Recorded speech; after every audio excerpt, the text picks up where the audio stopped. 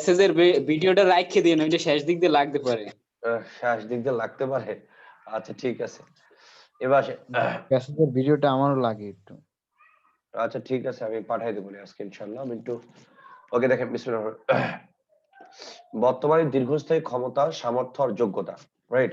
আমি আবার বলতেছি, বর্তমানে দীর্ঘস্থায়ী ক্ষমতা, সামর্থ্য, যোগ্যতা, রাইট? এগুলো অর্থে আমরা ক্যানটা ব্যবহার করব। যেমন আমি বললাম he can solve the math, হ্যাঁ? তাহলে এটা হচ্ছে আপনার, বুঝেন ভালোভাবে, তো এটা হচ্ছে আপনার দীর্ঘস্থায়ী ক্ষমতা। ওকে, এই যে আপনি প্রবলেমটা সলভ করতে পারেন, এটা হচ্ছে আপনার বর্তমানের ক্ষমতা, সামর্থ্য এবং যোগ্যতা। বর্তমানে যে ক্ষমতা, সামর্থ্য থাকবে, যোগ্যতা থাকবে, সেটার ক্ষেত্রে আপনি বলবেন ক্যান, রাইট? এবার আসেন, অতীতের যদি দীর্ঘস্থায়ী ক্ষমতা হয়, তাহলে আপনি বলবেন কুড। আমি where we were in the village, আমরা যখন অতীতে আমরা গ্রামে ছিলাম, we could swim in the river, আমরা নদীতে সাঁতার কাটতে পারতাম। তাহলে যখন গ্রামে ছিলেন তখন আপনি কি সাঁতার কাটতে পারতেন, তার মানে অতীতে এটা আপনার একটা দীর্ঘস্থায়ী ক্ষমতা। তার মানে এমন না যে পরবর্তীতে আপনি সাঁতার কাটা ভুলে গেছেন, রাইট? তাহলে আমি বললাম কি, অতীতের দীর্ঘস্থায়ী ক্ষমতার ক্ষেত্রে আপনি বলবেন, ওকে, আপনি বলবেন কুড। আর আবার বর্তমানে আমরা পলাইট এক্সপ্রেশনের ক্ষেত্রে, বর্তমানে পলাইট এক্সপ্রেশনের ক্ষেত্রে আমরা ক্যানের পরিবর্তে আমরা কুডটা ব্যবহার করি। যেমন কুড ইউ সিট ফার্মলি, হ্যাঁ, আপনি কি একটু চেপে বসবেন, ঠিক আছে? বা move a bit, can you sit move a bit, আপনি কি একটু সরে বসবেন? তাহলে এই যে দেখেন, আমরা যখন বলি যে পলাইট, আমরা যখন এক্সপ্রেশনটা দিই, রাইট, আমরা যখন নম্রতার একটা এক্সপ্রেশন দিই, তো এগুলোর ক্ষেত্রে আমরা সবসময় কুডটা প্রেফার বেশি করি, রাইট? এবার আপনি যদি খেয়াল করেন, দেখেন তাহলে আমি কি বললাম যে বর্তমানে দীর্ঘস্থায়ী ক্ষমতা, এই দুটার মধ্যে অ্যাবল টুর মধ্যে ডিফারেন্স আছে, ম্যানেজ টু বা অ্যাবল টুর মধ্যে ডিফারেন্স আছে, ঠিক আছে? তাহলে এবার দেখেন, তাহলে আমরা কি বলি যে, আমরা বলি যে বর্তমানে আপনার যদি দীর্ঘস্থায়ী কোনো ক্ষমতা থাকে, রাইট, দীর্ঘস্থায়ী যদি কোনো ক্ষমতা থাকে, তাহলে বা পার্মানেন্ট কোনো ক্ষমতা থাকে, আমরা মেয়ের সাথে আরেকবার পার্থক্যটা পড়বো, নরমালি একটু দেখে রাখেন যে দীর্ঘস্থায়ী যদি ক্ষমতা হয় বর্তমানে, তাহলে ক্যান, অতীতে হলে কুড। বাট আপনি যখন পলাইট এক্সপ্রেশন দিবেন, ওইগুলোর ক্ষেত্রে আপনি অবশ্যই ক্যানের পরিবর্তে কুডটাই ব্যবহার করবেন। এবার আসেন, অতীতের ক্ষমতা আমরা বলি কুড, ঠিক আছে? বাট অতীতে একবারের ক্ষমতা যদি বসে, তাহলে আর কুড বসবে না, ম্যানেজ টু বা বি এবল টু বসবে। আমরা জানি যে প্রেজেন্ট ইনডিফিনিট টেন্স এবং past indefinite tense, right? Present indefinite টেন্সের ক্ষেত্রে আমরা বলি ক্যান, পাস্টের ক্ষেত্রে আমরা কি বলি কুড, রাইট? আবার দেখেন, আপনার যদি এইগুলোর ক্ষেত্রেও, হ্যাঁ, এইগুলোর ক্ষেত্রেও যদি বোঝায়, আর অন্যান্য সব টেন্সে যদি সক্ষমতা বোঝায়, তাহলে আমরা অ্যাবল টুটা ইউজ করি, রাইট? আমি আবার বলতেছি, আমরা অ্যাবল টুটা ইউজ করি, রাইট? আমি আবার বলতেছি, অতীতের একবারে ক্ষমতা বোঝালে কুড, অতীতের একবারের ক্ষমতা আমরা বোঝালে কি বলি, কুড বসে। আর যদি অতীতের ক্ষমতাটা একবারে না বোঝায়, রাইট, একবারের ক্ষমতা যদি মানে একবারের ক্ষমতাটা বোঝায়, তাহলে ওই জায়গায় 100% আপনাকে ম্যানেজ টু বা বি এবল টু ইউজ করতে হবে। ওকে, তো এবার আপনি যদি খেয়াল করেন, দেখেন we were able to cross the river on strawberry night. তাহলে এবার আসেন, এবার এখানে কি বলতেছে, রাইট? এবার এখানে কোশ্চেনে কি বলতেছে, একটু ভালোভাবে পড়েন।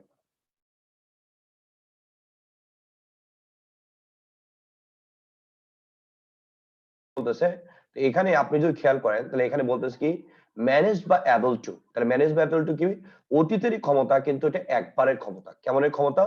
এটা একবারের ক্ষমতা। তাহলে এবার আসেন, আপনার ওই ঝড়ের রাতে, রাইট, আপনি ওই ঝড়ের রাতে, রাইট, তাহলে আপনি নদীটা পার হয়েছিলেন। তাহলে আপনার তো প্রত্যেক দিনই ঝড় আসে আর প্রত্যেক দিনই নদী পার হইতে, এমনটা না, এগুলো মানুষের জীবনে এক আধবারই ঘটে। তার মানে কি, এটা একবারের ক্ষমতা, অতীতের একবারের ক্ষমতা।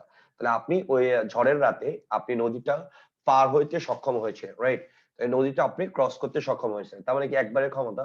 এই জায়গায় উই কুড টু ক্রস এরকম বলা যাবে না, উই কুড ক্রস, তাহলে এটা বলা যাবে না, আমরা বলবো we were able to cross, right? তো we are able to convince, right? তাহলে এবার আসলে অতীতের একবারের ক্ষমতা যদি বুঝাই, আমি আবার বলতেছি, অতীতের একবারের যদি ক্ষমতা বুঝাই, তাহলে আমরা ম্যানেজ টু বা এবল টুটা ইউজ করি, রাইট? এবার আসেন, বর্তমানে দীর্ঘস্থায়ী ক্ষমতা বা সামর্থ্য বললে ক্যান, আর অতীতের দীর্ঘস্থায়ী ক্ষমতা বললে কুড। আর যদি অতীতেরই আমরা ওই পাস্ট ইনডিফিনিট টেন্সেরই কথা বলতেছি, আমরা নরমালি কি বলি যে পাস্ট ইনডিফিনিট টেন্সের ক্ষেত্রে আমরা কুডটা বলি যদি সক্ষমতা বোঝায়। বাদ বাকি আপনার প্রেজেন্ট ইনডিফিনিট এবং পাস্ট ইনডিফিনিট বাদ দিয়ে যত টেন্স আছে আমরা বলি বি এবল টু। তো ওই জায়গাতে আমি আরেকটু সংযোজন করতেছি আপনাদের জন্য, সেটা হচ্ছে কি ভাইয়া, সেটা হচ্ছে ভাইয়া আপনার যদি অতীতের একবারের ক্ষমতা বোঝায় তাহলে আপনি অবশ্যই অবশ্যই সেখানে কুডটা ব্যবহার করবেন।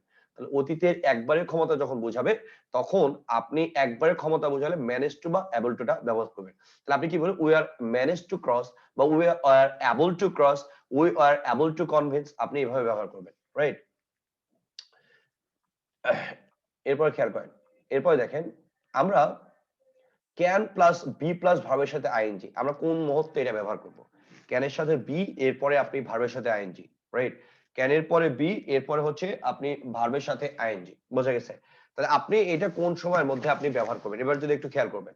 তাই বললাম ক্যান প্লাস বি প্লাস ভার্বের সাথে আইএনজি, মানে এই মুহূর্তে আপনি কিছু করতে পারতেছেন, আপনার এই মুহূর্তে কোনো কিছু করার সক্ষমতা আছে, রাইট?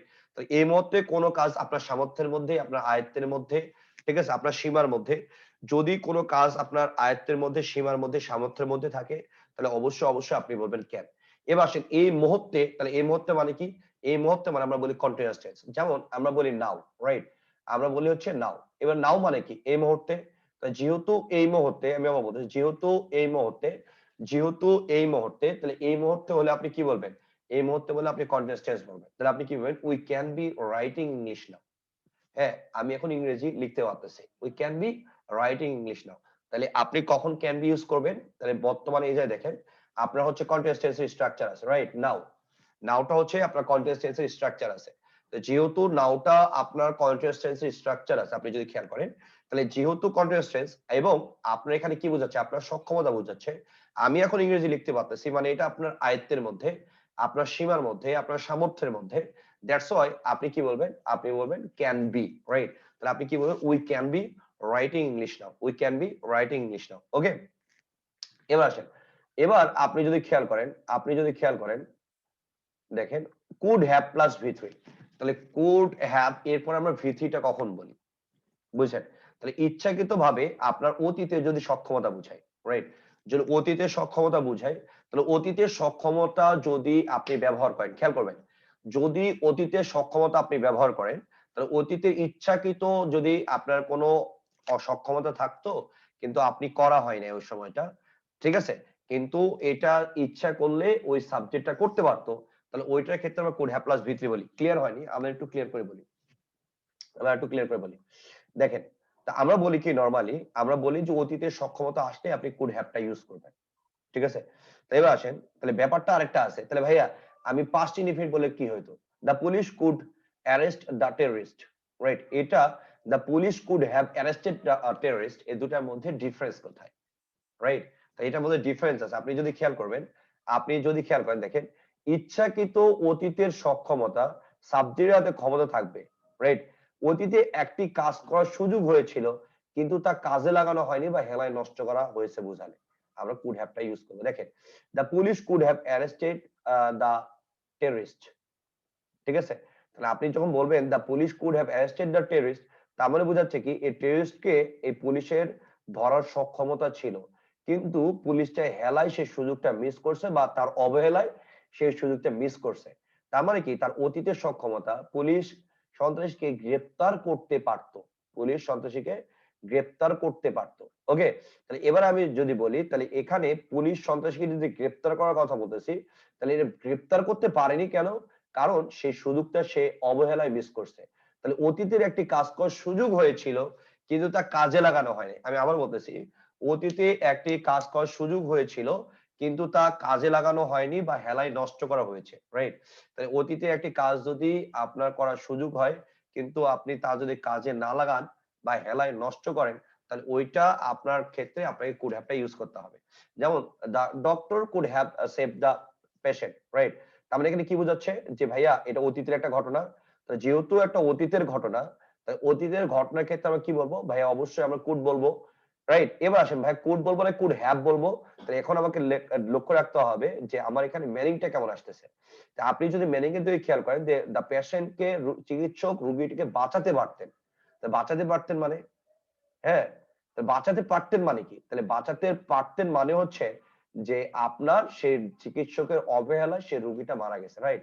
চিকিৎসকের অবহেলায় রোগীটা মারা গেছে। তার মানে এবার আপনি যদি খেয়াল করেন, তাহলে এখানে ডক্টরের ক্ষেত্রে এই পেশেন্টের ক্ষেত্রে আমরা যদি চিন্তা করি, তাহলে এখানে এই ডাক্তারের অবহেলার এখানে কারণটার ব্যাপার ছিল এখানে। তাই দ্যাটস ওয়াই ব্যাপারটা আমরা কুড হ্যাভটা ব্যবহার করতেছি, রাইট? হ্যাঁ, এবার খেয়াল করেন, তাহলে মেয়ের সাথে যখন আমরা পড়বো তখন মেয়ের সাথে আমরা একটু মিলাই মিলাই দেখবো দুইটা, রাইট? এবার আসেন, মেয়ে মানে হচ্ছে পাড়া। মেয়ে মানে কি? পাড়া। খেয়াল করবেন, তাহলে মেয়ে মানে হচ্ছে পাড়া। ওকে, তাহলে আমরা বলতেছি ভাইয়া মেয়ে মানে হচ্ছে পাড়া। ওকে, তাহলে মেয়ে মানে যদি পাড়া হয়, খেয়াল করবেন, মেয়ে মানে আমি বললাম পাড়া, আর ক্যান মানেও পাড়া। দুটা পাড়ার মধ্যে ডিফারেন্স আছে। একটা হচ্ছে আপনার যদি আয়ত্তের মধ্যে থাকে, আপনার সীমার মধ্যে যদি থাকে, আপনার ক্ষমতার মধ্যে যদি থাকে, তাহলে আপনি বলবেন ক্যান। আপনার আয়ত্তের মধ্যে না, সীমার মধ্যে না, তাহলে আপনি বলবেন মে। তো দুটাই পারা, রাইট? একটা হচ্ছে আপনার সীমার মধ্যে, আপনার একটা ক্ষমতার মধ্যে, আপনার আয়ত্তের মধ্যে, তাহলে ওইগুলোর ক্ষেত্রে আপনি বলবেন অবশ্যই, হ্যাঁ অবশ্যই আপনি বলবেন ক্যান।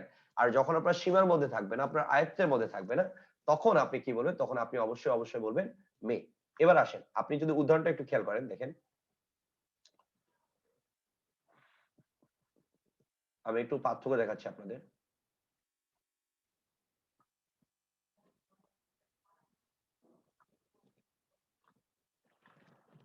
এবার একটু পার্থক্য দেখাচ্ছি, বোর্ডে একটু খেয়াল করেন, বোর্ডে একটু খেয়াল করেন, দেখেন আমি বললাম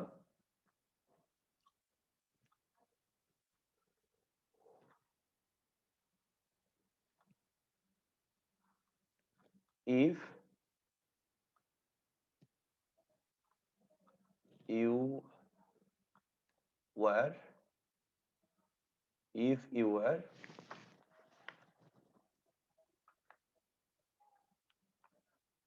graduated if you were graduated, এরপর আমি বললাম you dash get a job, right? এরপর আমি বললাম if you are graduated, same sentence, if you are graduated, comma, you dash apply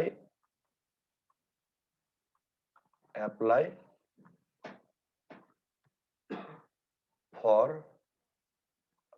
the job, right? এই দুটা সেন্টেন্সকে আমরা একটু কম্পেয়ার করব। তাই আমি বললাম if you were graduated, right? if you are graduated, আপনি যদি গ্রাজুয়েটেড হন, রাইট? আমি বললাম if you are graduated, আপনি যদি গ্রাজুয়েটেড হন, you dash get a job। আর এটা বললাম if you are graduated, you dash apply for the job। এবার আসেন, আপনি বাংলাদেশে গ্রাজুয়েট হইলেন, তাহলে গ্রাজুয়েট হলে কি আপনি চাকরি পাবেন?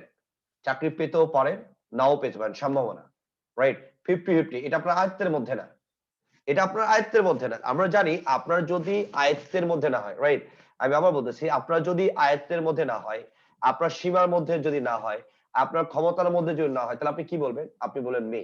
তাহলে আপনি কি এখানে কি বলবেন? আপনি বলবেন মে গেট, রাইট?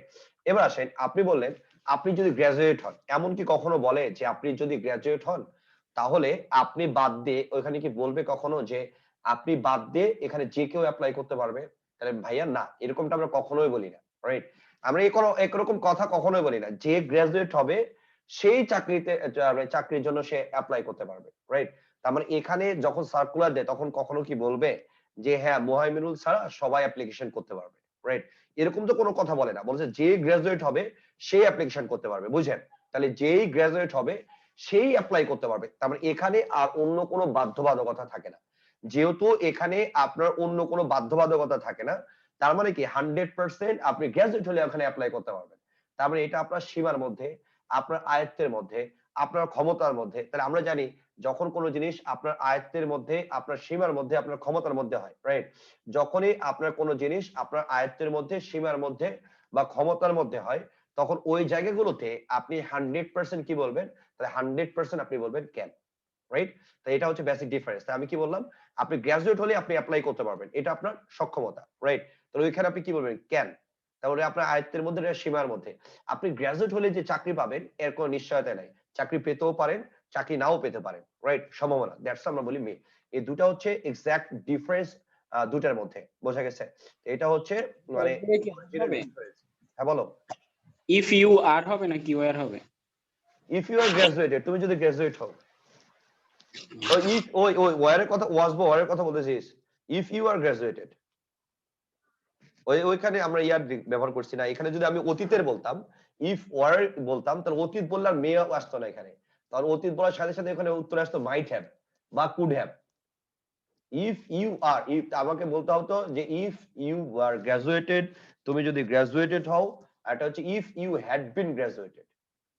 ঠিক আছে, এবার আসো, এবার যদি লক্ষ্য রাখো, দেখো তাহলে এবার আমরা যদি দেখি যে অতীতের ইচ্ছাকৃত সক্ষমতা যদি হয়, তাহলে অতীতে একটি কাজ করার সুযোগ হয়েছিল কিন্তু তা কাজে লাগানো হয়নি বা হেলায় নষ্ট করা হয়েছে, তাহলে আমরা কি বলতেছি কুড হ্যাভ। এবার আসো, তাহলে মে মানে কি পারা, মে মানে যে পারা আমি বলতেছি, তাহলে হি মে চিট ইউ, তিনি তোমাকে ঠকাতে পারেন।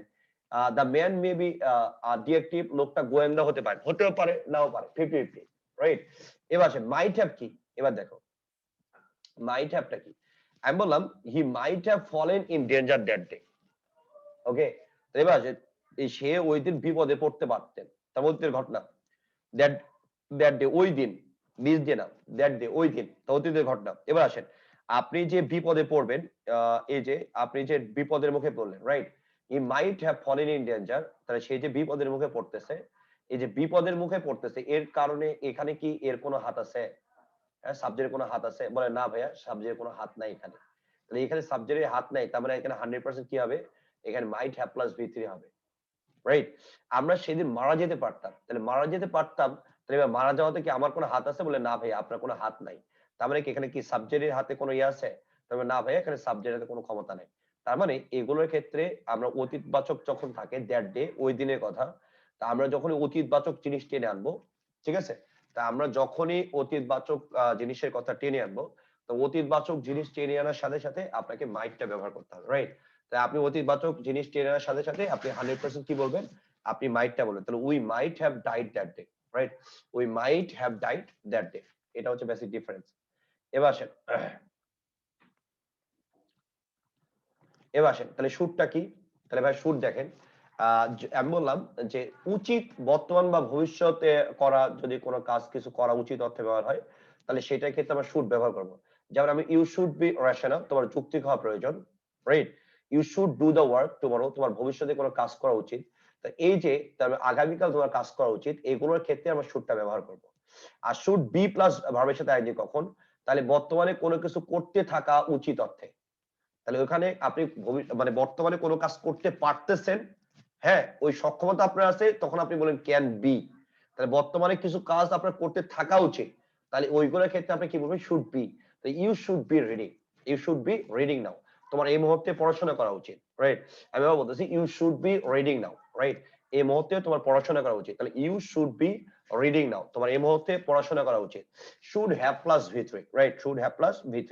এবার আসেন, উচিত ছিল, অতীতে কারো কাছে কোনো কিছু করা উচিত ছিল কিন্তু করা হয়নি, ঠিক আছে। তাহলে এবার আসে, you should have been a leader, তোমার নেতা হওয়া উচিত ছিল। তো নেতা হওয়া কি ছিল? উচিত ছিল। তাহলে অতীতের ঘটনা, তাহলে অতীতের ঘটনা যখন অতীতে কোনো কিছু উচিত ছিল বুঝাবে, তখন আপনি অবশ্যই শুড হ্যাভ প্লাস V3 বলবেন। তাহলে হ্যাভটা আমরা কোন জায়গায় ব্যবহার করতেছি, এখন ওই জায়গাটা আমরা ক্লিয়ার করি। যে আমরা কুড হ্যাভ, আমরা মাইট হ্যাভ, আমরা শুড হ্যাভ, আমরা কোন জায়গাতে ব্যবহার করছি? বলে ভাইয়া শুধুমাত্র অতীতের ঘটনার ক্ষেত্রে। আমরা যখনই অতীতের কথা বলছি, আমরা অতীতের ঘটনা টেনে আনলেই আমরা শুড হ্যাভ বা কুড হ্যাভ বা মাইট হ্যাভটা আনছি।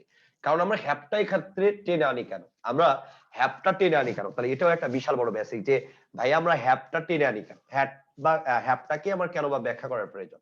তাহলে হ্যাভটাকে ব্যাখ্যা এর জন্য করা প্রয়োজন। দেখো আমি যদি তোমাকে বলি, আমি তোমাকে বললাম ভাইয়া প্রেজেন্ট পারফেক্ট টেন্স মানে কি, তুমি স্ট্রাকচার বললা ভাইয়া হ্যাভ হ্যাজ এরপরে V3। ভাইয়া প্রেজেন্ট পারফেক্ট টেন্স বলতে তুমি কি বুঝো?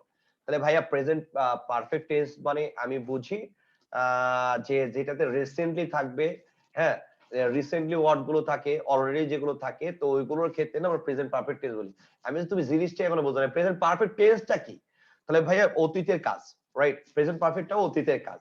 আচ্ছা অতীতের কাজ না, কেমন অতীতের কাজ? যেমন আমি তখন আপনাকে উত্তর বললাম যে প্রেজেন্ট অতীতের ঘটনা মানে আমি বললাম এই তোমরা কি সাম্প্রতিক বিষয়গুলো পড়তেছ? তো বলে জি ভাইয়া সাম্প্রতিক বিষয়গুলো আমরা পড়তেছি।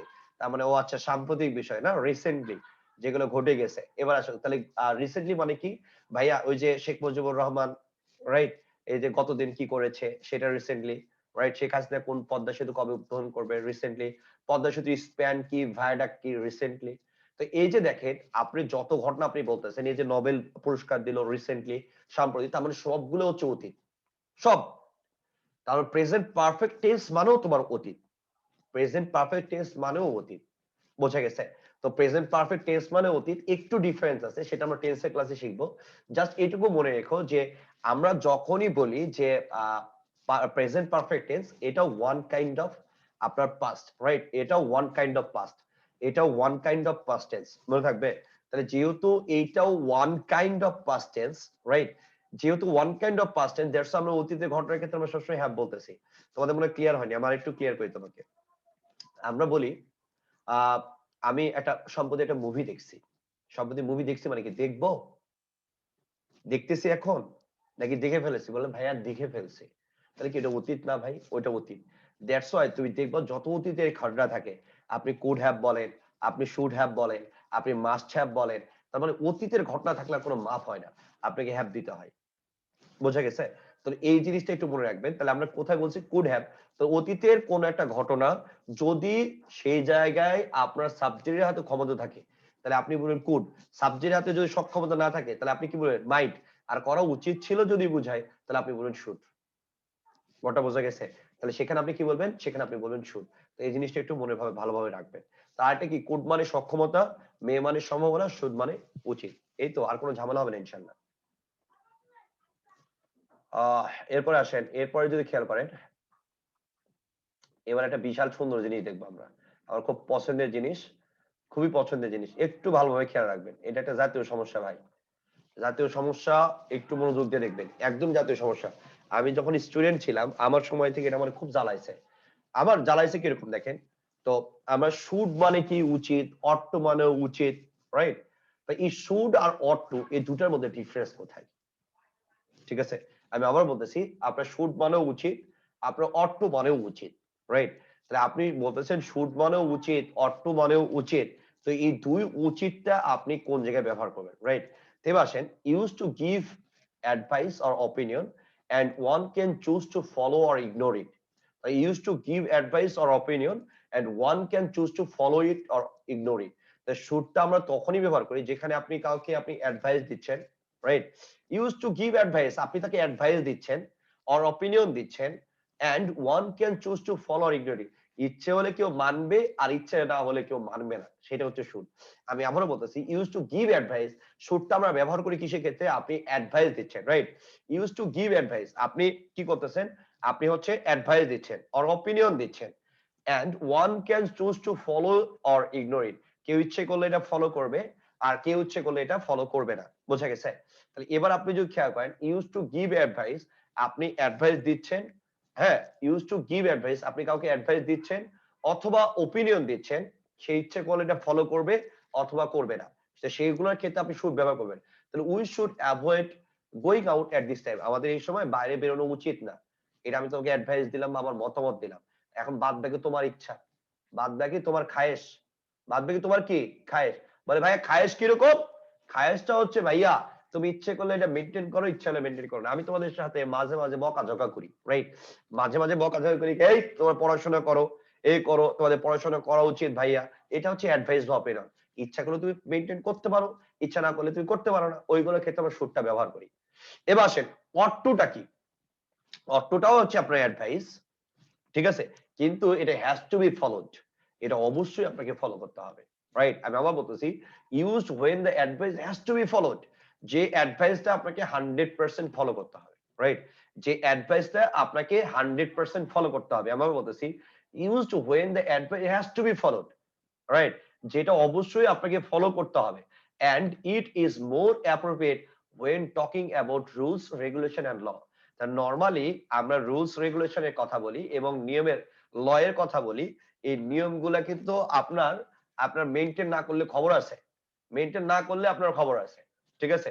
তাহলে এই যেগুলো আপনাকে অবশ্যই ফলো করতে হয়, যে অ্যাডভাইস গুলো আপনাকে অবশ্যই ফলো করতে হয়, আপনি যদি ফলো না করেন তাহলে আপনার ঝামেলা আছে। তো ওইগুলো কোন বিষয়? তাহলে ওইগুলো হচ্ছে রুলস রেগুলেশন আর লস, ঠিক আছে? এগুলো হচ্ছে আইন কানুন বিষয়। এগুলো যদি কেউ আপনাকে বলে, ভাইয়া অ্যাডভাইস দিল, ভাইয়া তুমি রাস্তার ধারে বিড়ি খাইও না, বিড়ি খাইলে কি হবে? তোমার 200 টাকা জরিমানা হবে, ঠিক আছে? রাস্তার ধারে তুমি বিড়ি খাইতে পারবো না, যখনই তুমি বিড়ি খাইতে যাবো ভাইয়া, আর কোনো কাহিনী চলবে না ভাইয়া, তোমার কিন্তু জরিমানা হবে, বুঝছেন ব্যাপারটা? তাহলে এবার আসেন, আমি তোমাকে অ্যাডভাইস দিলাম রাস্তার পাশে বিড়ি খাইও না, তুমি ধরাইলা, এরপর পুলিশে দু থাপ্পড় দিয়ে তোমাকে 200 টাকা নিয়ে চলে গেল। ব্যাপারটা বুঝতে পারছেন? তাহলে এটার ক্ষেত্রে আমরা অট টু ব্যবহার করি। যেমন আমরা বলি we ought to follow the traffic rules. We should না। এই শুড কি? ইচ্ছা হলে আপনি মানবেন, ইচ্ছা হলে মানবেন না। কেডা কইছে আপনারে ট্রাফিক রুলস ফলো না করলে মামলা হবে 100 এ 100। বর্তমানে এখন মানে গোটা ওয়ার্ল্ডে আপনি যদি দেখেন ট্রাফিক রুলস ভঙ্গ করছেন, পুলিশ নাই, কিন্তু আপনার সিসিটিভি দেখে আপনার মামলা দিয়ে দিবে। আপনি বাংলাদেশের ক্যান্টনমেন্টের মধ্যে আপনি যান খালি, যদি পুলিশ নাও থাকে, আপনি যদি ট্রাফিক রুলস মেইনটেইন না করেন, তাহলে দেখবেন যে খবর হয়ে গেছে। আপনি ক্যান্টনমেন্টে বের হওয়ার আগে দেখবেন যে মামলা পড়ে গেছে অলরেডি ইনশাআল্লাহ। ঠিক আছে? তো দ্যাটস ওয়াই আমরা ওইগুলোর ক্ষেত্রে বলি যে আপনি যেটা যে অ্যাডভাইসটা আপনাকে দেওয়া হচ্ছে আপনার মেইনটেইন করা উচিত, বাট আপনি কি করতেছেন যে ইচ্ছা করলে সেটাকে আপনি অ্যাভয়েড করতে পারতেছেন না, ইগনোর করতে পারতেছেন না, রাইট? তা আপনি অবশ্যই এটা মেইনটেইন করতে হচ্ছে। ওইগুলোর ক্ষেত্রে আমরা অট টু বলি। আমরা বলি you ought to be at work on time. তার নির্দিষ্ট সময় ভাইয়া কাজে উপস্থিত হওয়া উচিত। আর এই উচিত মানে সেই উচিত না রে ভাইয়া, এই উচিত মানে তুমি যদি কাজে ঠিকমতো উপস্থিত না হতে পারো তাহলে খবর আছে। তাইলে খবর আছে, যখনই আপনি পারবেন না উপস্থিত হতে, তখনই আপনার খবর আছে, তখনই সিনেমা হয়ে যাবে। বোঝা গেছে? তো এইগুলোর ক্ষেত্রে আমরা অটোটা ইউজ করি। এবার আসেন মাস্ট। তাহলে মাস্টটা কোন জায়গায় ইউজ করি আমরা? আমরা মাস্টটা কোন জায়গায় ইউজ করি সেটা আমরা একটু খেয়াল রাখবো। তাহলে আমরা মাস্টটা কোন জায়গায় ইউজ করি? তাহলে মাস্টটা ভাই আমরা ইউজ করি যে অ্যাবসলিউটলি নেসেসারি সিচুয়েশন। তাহলে এগুলো হচ্ছে শর্ট, শুড বা অট টু বা মাস্ট। এই শুড আর অট টু চাইতো আপনি যদি স্ট্রং ভাবে কোনো কিছু বলতে চান, তাহলে আপনাকে অবশ্যই মাস্ট ইউজ করতে হবে, যেটার কোনো অল্টারনেটিভই নাই। আমি আবারও বলতেছি, যেটার কোনো আপনার হাতে কোনো অল্টারনেটিভই থাকবে না। এটা মেইনটেইন করবেন বা মেইনটেইন করবেন না বা ফাইন দা পার হয়ে যাবেন, এরকম কোনো অল্টারনেটিভ থাকবে না। তাহলে এবার আসেন এটাকে আমরা একটু বুঝি আর একটু সুন্দর করে। শুডের সাথে আমরা একটু মাস্টের ডিফারেন্সটা দেখে ফেলি, রাইট? একটু খেয়াল করবেন, একটু খেয়াল করবেন।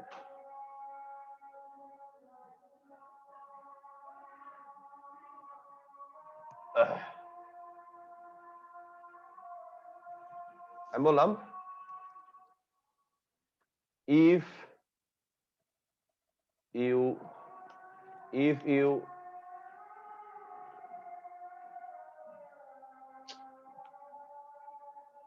want and হয়ে গেল যে সমস্যা হচ্ছে।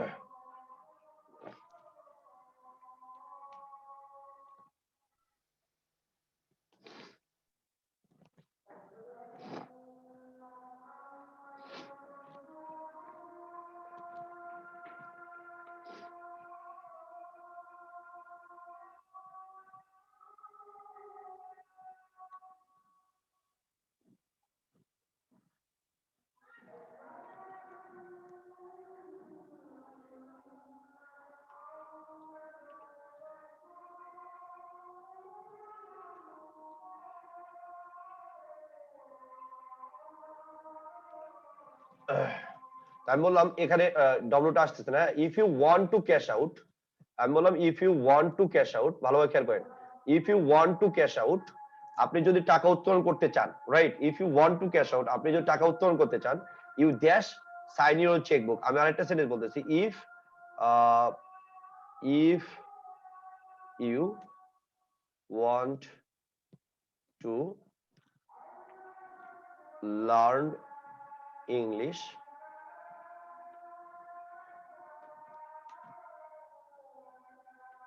ইউ ড্যাশ, আমি বললাম গো টু ইউসিসি, রাইট? এবার আসেন, আমি দুটো সেন্টেন্স লিখছি, রাইট? এই দুটো সেন্টেন্সটা আমরা একটু খেয়াল করবো। আপনি যদি দেখেন if you want to cash out, আপনি যদি ক্যাশ আউট করতে চান, রাইট?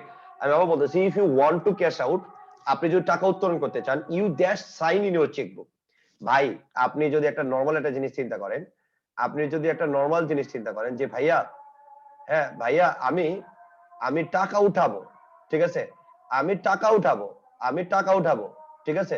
আমি বললাম ভাই আমি টাকা উঠাবো, আমি টাকা উঠাবো, এই টাকা উঠাবো আর আমি চেক বইয়ে সাইন করব না, আমি চেক বইয়ে কোনোভাবে সাইন করব না, তাহলে হবে? তাহলে আমি টাকা উঠাবো আর চেক বই সাইন করব না, সেটা তো জীবনেও হবে না।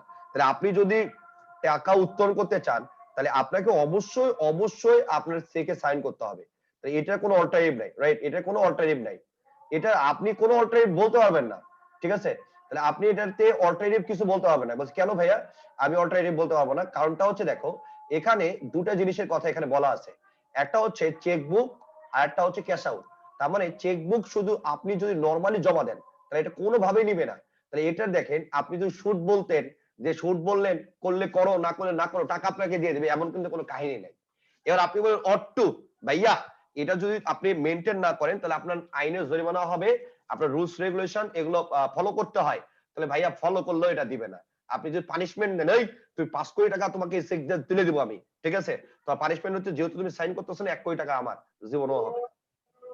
তার মানে কি এটা 100% কোনো অল্টারনেটিভ নাই। যদি কোনো অল্টারনেটিভ না থাকে তাহলে আমি বলি যে সবচেয়ে স্ট্রংগেস্ট কোনো অল্টারনেটিভ নাই। আপনার ফলো করলে করেন, না করলে না করেন, আপনি রুলস রেগুলেশন দিয়ে আটকান, তো ব্যাপারটা এগুলোর ক্ষেত্রে সীমাবদ্ধ থাকতেছে না, রাইট?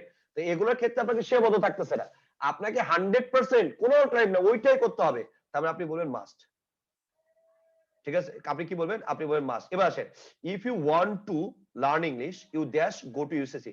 ভাই ইউসিসি ছাড়া গোটা ওয়ার্ল্ডে কি আর ইংলিশ কেউ শিখায় না? হ্যাঁ, ইউসিসি ছাড়া কি কেউ গোটা ওয়ার্ল্ডে ইংলিশ শিখায় না? বলে ভাই শিখায়।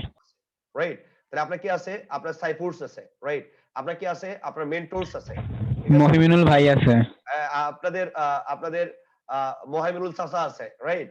তো এবার দেখেন, তাহলে এর যে দেখেন, তাহলে আপনার ইউসিসি বাদে আপনার অনেক প্রতিষ্ঠান আছে যারা ইংলিশ শেখায়, ঠিক আছে, তার মানে অনেক অল্টারনেটিভ। আপনার আপনার এখানে সাজেশন কি, শুরুর ক্ষেত্রে আমরা বলি সাজেশন, অনেকগুলো অল্টারনেটিভ থেকে আপনি একটা বাছাই করে গেলেন। তাহলে আপনার যেহেতু অনেকগুলো প্রতিষ্ঠান বাংলাদেশে আসে, তো সবচেয়ে ভালো ইংলিশ শেখায় কে? তো বলে আমরা ইউসিসি ভালো শেখাই, রাইট? তো এই যে আপনি ইউসিসির কথা তো বলতেছেন, তারপর অনেকগুলো থেকে আপনি একটা চুজ করছেন। তার মানে যখন অনেকগুলো অল্টারনেটিভ করার কথা থাকবে, যখন আপনি অনেকগুলো অল্টারনেটিভের কথা থাকবে, তো অল্টারনেটিভ থেকে যখন একটা চুজ করবেন ওইগুলোর ক্ষেত্রে আপনি শুটটা বলবেন, ঠিক আছে? আচ্ছা, এরপরে এরপরে যদি খেয়াল করেন দেখেন, এরপরে যদি খেয়াল করেন দেখেন, ভাইয়া জি ভাইয়া ভাইয়া প্রথমটার ক্ষেত্রে যদি হ্যাভ টু দেই তাহলে কি হবে? আসতেছি, শোনা একটু ধৈর্য ধরো, একটু ধৈর্য ধরো, ওকে ভাইয়া, ঠিক ওকে আছে ওকে। সোনা ময়না পাখি। এবার দেখেন, তাহলে এটা হচ্ছে আপনার, এটা হচ্ছে আমরা দেখলাম শুড, অট টু আর মাস্ট, এটা হচ্ছে শুড, অট টু আর মাস্ট, তিনটার মধ্যে হচ্ছে ডিফারেন্স, রাইট? এবার আসেন, এবার আমরা মাস্টের কতগুলো জিনিস দেখবো। তাহলে মাস্টের কি কি আমরা ব্যবহার করি, তাহলে ভাই দেখেন আমরা বলছি Hasan got the highest marks in the exam. তাহলে এবার আসেন, তাহলে সে যে এক্সামে Hasan got the highest marks in the exam, তাহলে হাসান যে পরীক্ষাতে সর্বোচ্চ মার্কস পেয়েছিল, তার মানে কি যে এখানে লেখাপড়ার কথা বলা আছে। ভাই লেখাপড়া কম করলে পাওয়া যায়? হ্যাঁ, না লেখাপড়া বেশি করলে পাওয়া যায়। তাহলে ভাইয়া লেখাপড়া বেশি ছাড়া এখানে কোনো অল্টারনেটিভ নাই। আপনি যদি পরীক্ষাতে সর্বোচ্চ মার্কস পেতে চান, রাইট, আপনি যদি পরীক্ষাতে সর্বোচ্চ মার্কস পেতে চান, আপনার পড়াশোনার কোনো বিকল্প নেই। হ্যাঁ, আমরা অনেক সময় বলি যে সে তো বোকা, সে 10 ঘন্টা পড়ে পরে আমার চেয়ে মাত্র 2 মার্কস বেশি পেয়েছে। ওই 2 মার্কস বেশি পাওয়ার জন্য 10 ঘন্টা বেশি পড়তে হয়, রাইট? তো এবার দেখেন, আপনি যদি পরীক্ষাতে ভালো কিছু করতে চান, আমি আবার বলতেছি, আপনি পরীক্ষাতে আপনি যদি বেটার কিছু করতে চান, রাইট, আমি আবার বলতেছি পরীক্ষাতে আপনি যদি বেটার কিছু করতে চান, তো আপনি এই যে বেটার কিছু করতে চাচ্ছেন বা বেটার কিছু হবে আপনার মাধ্যমে, আপনি যদি এটা বলতে চান তাহলে অবশ্যই অবশ্যই পড়াশোনা ছাড়া আপনার বিকল্প নাই। তার মানে এখানে কোনো অল্টারনেটিভ নাই। অল্টারনেটিভ মানে কি? মাস্ট। এবার আসেন, এই মাস্টের ক্ষেত্রে আপনি যখন খেয়াল করেন এটা অতীতের, তাহলে আমরা বলি ভাইয়া অতীত তাহলে কোনো কথা হবে না, সাউন্ড হবে না, মাস্ট হ্যাভ প্লাস ভি3, এই মাস্ট হ্যাভ প্লাস ভি3। এবার আসেন, Hasan always Gates the highest marks, তাহলে হাসান সব সময় সর্বোচ্চ মার্কসটা পায়। খেয়াল করেন, আমি বললাম হাসান সব সময়, হ্যাঁ, তাহলে আপনার দেখেন, তাহলে এবার আপনি যদি খেয়াল করেন অলওয়েজ গেটস সব সময় পায়, তো অলওয়েজ গেটস মানে কি? প্রথম সেমিস্টারে ফার্স্ট, সেকেন্ড সেমিস্টারে ফার্স্ট, থার্ড সেমিস্টারে ফার্স্ট, ফোর্থ সেমিস্টারে ফার্স্ট, এই অলওয়েজ, এটার নাম হলো অলওয়েজ। এই ঘটনাকে আমরা বলি রিপিট, এই ঘটনাকে আমরা কি বলি? রিপিট। যদি রিপিটেশন হয় ঘটনার, যদি আপনি দেখেন ঘটনার রিপিটেশন হচ্ছে, আমি আবার বলতেছি, যদি আপনি বলেন যে ঘটনার রিপিটেশন হচ্ছে, তো যদি রিপিটেশন হয় ভাই আর কোনো মাপ নাই, যদি রিপিটেশন হয় তাহলে আর কোনো মাপ নাই। এই মাপ নাই মানে কি 100% আপনাকে আপনাকে মাস্ট প্লাস ভি1 ইউজ করতে হবে। তাহলে যেহেতু সে, আপনি বলতেছেন মাস্ট প্লাস ভার্বের base form, right, must plus ভার্বের বেস ফর্ম, আপনি যে বলতেছেন মাস্ট প্লাস ভার্বের বেস ফর্ম, এই জায়গাটাতে আপনি যদি খেয়াল করেন তাহলে আমরা বলবো কি ভাইয়া, যে ঘটনাটা রিপিটেশন থাকবে, পুনরাবৃত্তি হবে, রাইট, যেখানে পুনরাবৃত্তি হবে সেখানে আপনি যদি খেয়াল করেন, যেখানে আপনি পুনরাবৃত্তির কথা বলবেন সেটা যদি আপনি খেয়াল করেন, রাইট, সেটা যদি আপনি খেয়াল করেন তাহলে মাস্টের সাথে আপনি অবশ্যই অবশ্যই ভার্বের বেস ফর্মটা আপনি বলবেন। আমি আবার বলতেছি মাস্টের সাথে অবশ্যই অবশ্যই আপনি ভার্বের বেস ফর্মটা বলবেন। অলওয়েজ পায়, তারপরে প্রতি সেমিস্টারে সে পায়, রিপিটিশন, রিপিটিশন যখনই হবে তখনই আপনি মাস্ট প্লাস ভার্বের বেস ফর্ম বলবেন। এবার আসেন, এবার আমি বললাম Hasan's exam is knocking at the door. Okay, তাহলে আমি বললাম যে হাসানের পরীক্ষা হচ্ছে সন্নিকটে, রাইট? হাসানের পরীক্ষা হচ্ছে সন্নিকটে। এবার আসেন, যেহেতু পরীক্ষা কাছাকাছি, তার মানে কি তাকে প্রস্তুত পড়তে হবে কি হবে না? বলে 100% কোনো টাইম নেই, তাহলে মাস্ট। এবার আসেন, ভাই পরীক্ষা খুবই সন্নিকটে, তাহলে সে কি এখন তাস খেলে বিড়ি খেয়ে বেড়াবে, নাকি এখন এই মুহূর্তে পড়াশোনা করবে? তাহলে বলবেন যে ভাইয়া কোনো কথা হবে না, সে এই মুহূর্তে পড়াশোনা করবে, রাইট?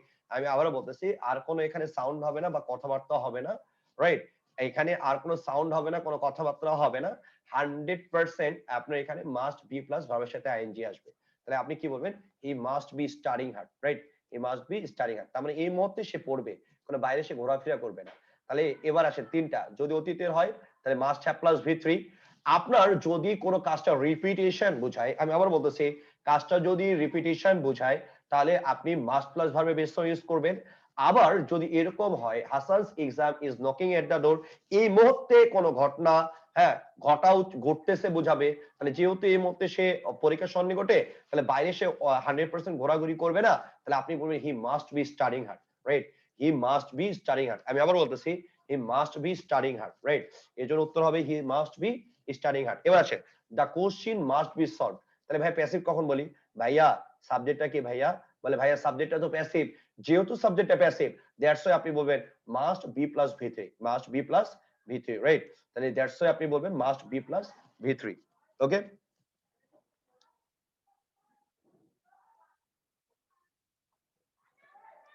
এবার আসেন নিড। নিডের ক্ষেত্রে দেখেন, নিডটা বলতেছে কি ব্যক্তির ক্ষেত্রে আপনি টু এর পরে ভার্বের বেস ফর্ম বলবেন। বস্তুর ক্ষেত্রে আপনি দুইটা ব্যবহার করতে পারবেন, হয় ভার্বের সাথে আইএনজি, আর টু ব্যবহার করলে to be plus V three. আমি আবার বলতেছি, খেয়াল করেন, নিডের ক্ষেত্রে আপনি কি বলবেন? ভাইয়া ব্যক্তির ক্ষেত্রে আমরা বলবো টু প্লাস ভার্বের base form, right?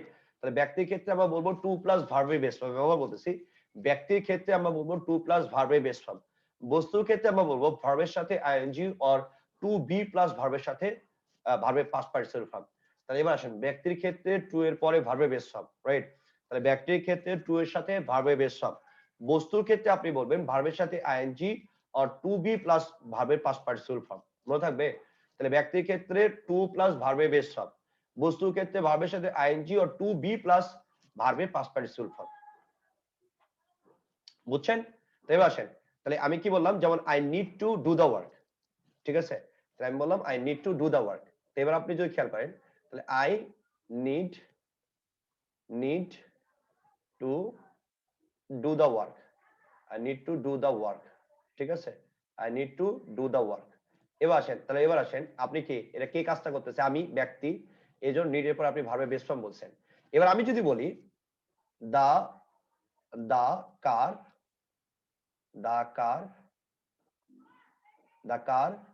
Needs.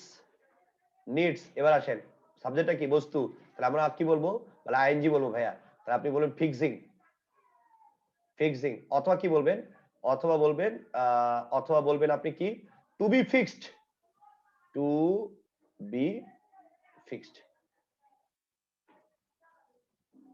Clear? বোধগম্য হয়েছে? জি ভাই। ভাইয়া ওকে, এবার আসেন, নিড নট কখন বলবেন? প্রয়োজন নাই, দরকার নাই, নিড নট, ঠিক আছে? এবার আসেন, নিড নট হ্যাভ কখন বলবেন? প্রয়োজন ছিল বা দরকার ছিল না, প্রয়োজন ছিল না বা দরকার ছিল না। অতীতে সাবজেক্টের কিছু করার দরকার আছে, দেখো অতীত, রাইট? আবার অতীত, তাহলে অতীত হলে কি বলবেন? আর কোনো কথা হবে না, হ্যাভ হবে, ঠিক আছে? তাহলে অতীতে কোনো জিনিসের প্রয়োজন ছিল না বা দরকার ছিল না, এরকম অর্থে আমরা নিড হ্যাভ প্লাস ভি থ্রিটা ইউজ করি, ঠিক আছে? এটা হচ্ছে কাহিনী। এরপরে আসেন, তাহলে এবার দেখেন, আমরা যদি উদাহরণগুলো দেখি, আমরা বলবো হি নিড টু রিড, তাহলে ব্যক্তি, তাহলে এই জন্য আপনি বলছেন ইনফিনিটিভ। দ্য প্যারাগ্রাফ, তাহলে বস্তু, মানে থিংস, আর কি বস্তু বলা যাবে না, হয় ব্যক্তি অথবা থিংস, পারসন অথবা থিংস। তাহলে আপনি নিডের পরে আপনি কি বলবেন? ভার্বের সাথে আইএনজি, অথবা কি বলবেন? আপনি বলবেন to be reviewed V three, এবার আসেন, we need not waste money, আমাদের টাকা কোনো দরকার নেই, তাই না? নেই বললে আপনি কি নিড বলবেন? ওই নিড নট, ডিরেক্ট নট বসবে এখানে, আবার আলাদাভাবে আপনার অক্সিলারি ভাব আনার দরকার নাই। এবার আসেন, they need not have cross the limit, তাদের সীমা অতিক্রম করার দরকার ছিল না, তাই বলছে ছিল না, রাইট? তাহলে ছিল না, তাহলে আপনি কি বলবেন? Need plus have plus ভি3, need plus have plus ভি3। আমি আবার বলতেছি, আপনি কি বলবেন নিড প্লাস হ্যাভ প্লাস আপনি বলবেন ভি3, রাইট? তাই নিড প্লাস হ্যাভ প্লাস আপনি বলবেন ভি3। তাই এই নিড প্লাস হ্যাভ প্লাস ভি3, তো এটার ক্ষেত্রে আমরা বলবো যে আপনি অবশ্যই আপনি নিড প্লাস হ্যাভ প্লাস ভি3 ব্যবহার করবেন অতীতে আসলে।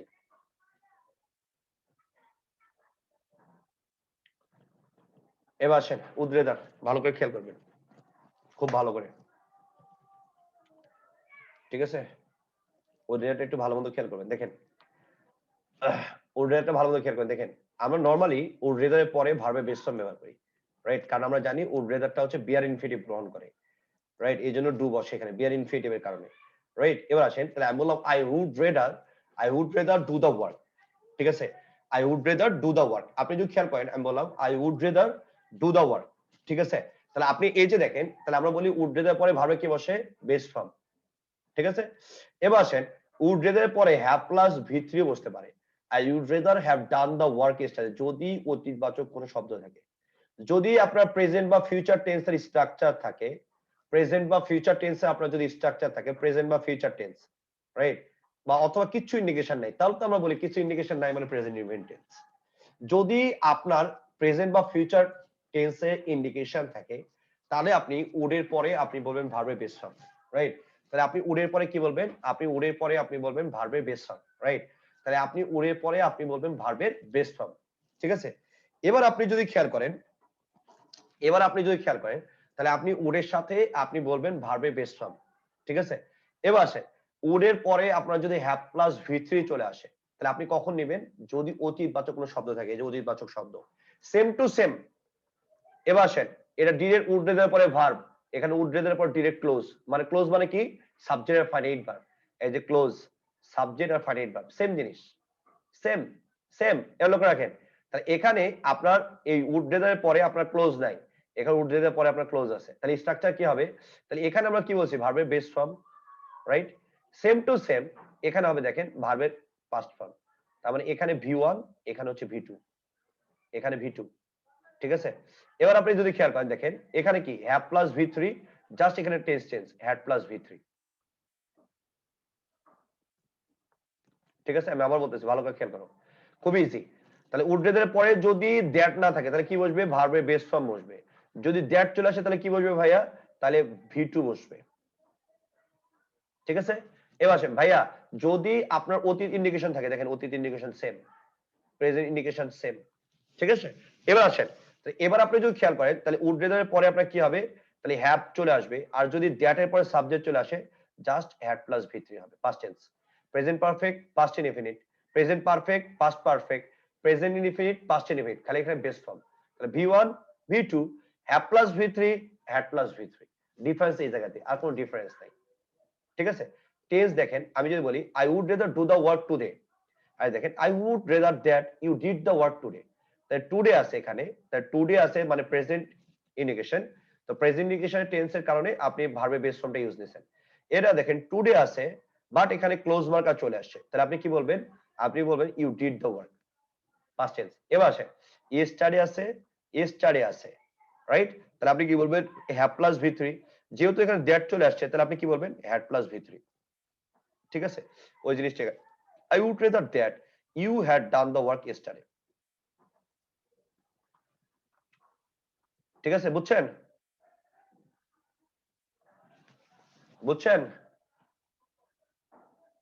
জি ভাইয়া। ওকে, এরপর লক্ষ্য রাখেন, এরপর যদি দেখেন ইউজ টু এর ব্যবহারটা আমরা একটু খেয়াল করব খুব সুন্দরভাবে। ইউজ টু মানে কি? আমরা অতীতের অভ্যাসের কথা বলি, তাই না? অতীতের অভ্যাস, তাই নরমালি ইউজ টু এর পরে আপনি ভার্বের বেস ফর্মটা ব্যবহার করবেন। বাট আপনি যখন দেখবেন ইউজ টু এর পূর্বে আপনার বি বিকাম গেট চলে আসছে, হ্যাঁ, কোনো ভার্ব চলে আসছে আলাদা, বি বিকাম গেট। বি মানে কি? am is are was were, right? Be মানে হচ্ছে am is are was were, ঠিক আছে? এই বি মানে হচ্ছে am is are was were, এই বি মানে হচ্ছে am is are was were। এই বি ভার্ব যখন চলে আসবে, B am is are was were যখন চলে আসবে, আপনি জাস্ট সাবজেক্টের দিকে তাকাবেন, সাবজেক্টটা কেমন। এবার আসেন, subject I, use to, right? Use to, এরপর হচ্ছে ভার্ব আছে, এরপর কি আছে? ভার্ব আছে। তাহলে এবার আসেন, তাহলে আমরা জানি নরমালি ইউজ টু এর পূর্বে আপনার কোনো ভার্ব নাই, তার মানে নরমালি ভার্বের বেস ফর্ম বলছি। এবার আসেন, যখন আপনি ইউজ টু এর পূর্বে আপনি বি বিকাম গেট এগুলো যখন আপনি পেয়ে যাবেন, রাইট, বি বিকাম গেট আপনি এগুলো যখন পেয়ে যাবেন, তখন আপনি সাবজেক্ট দিকে তাকাবেন। দেখেন, সাবজেক্ট পারসন তার মানে ভার্বের সাথে আইএনজি, সাবজেক্ট থিংস তার মানে ভার্বের বেস ফর্ম। আবার বলি, ভালো করে খেয়াল করেন, বলি ভালো করে খেয়াল করেন। আমি কি বললাম ভাইয়া, একটু যদি খেয়াল করে দেখো, তা আমি বলছি যখনই আপনি ইউজ টু পাবেন, রাইট, যখনই আপনি ইউজ টুটা পাবেন, তাহলে ইউজ টু পাইলেই আপনি জাস্ট সাবজেক্টের দিকে খেয়াল করবেন, রাইট। তাহলে আপনি জাস্ট সাবজেক্টের দিকে খেয়াল করবেন। তো সাবজেক্টটা কেমন, সাবজেক্ট দেখার আগে ভার্ব দেখবেন, be become get, be become get, তিনটার মধ্যে যদি চলে আসে দেন আপনি সাবজেক্ট দেখবেন। সাবজেক্টটা যদি পারসন হয় ভার্বের সাথে আইএনজি, যদি থিংস হয় তাহলে ভার্বের base form. Be use to এর পূর্বে যদি বি ভার্ব না আসে তাহলে সাবজেক্টের দিকে তাকানোর কোনো দরকার নেই। এবার আসেন, ইউজ টু সাবজেক্ট কিছু আছে বলে ভাই কিছু নেই, তাকানোর দরকার নেই, তাহলে আপনি কি বলবেন, ভার্বের বেস ফর্ম। এবার আসেন ভাই, ইউজ টু এর পূর্বে কি আছে, বি বিকাম গেট, গেট চলে আসছে, তারপর সাবজেক্ট দেখা, এখন সাবজেক্টটা কি ভাইয়া, বলে ভাইয়া থিংস, তাহলে এখানে কি হবে, ভার্বের বেস ফর্ম। এবার আসেন ভাইয়া, তাহলে ইউজ টু আছে, এতে ইউজ টু হবে এখানে, হ্যাঁ ইউজ টু। এবার আপনি যদি খেয়াল করেন ইউজ টু আছে, রাইট, তাহলে আপনি বলেন ইউজ টু আছে।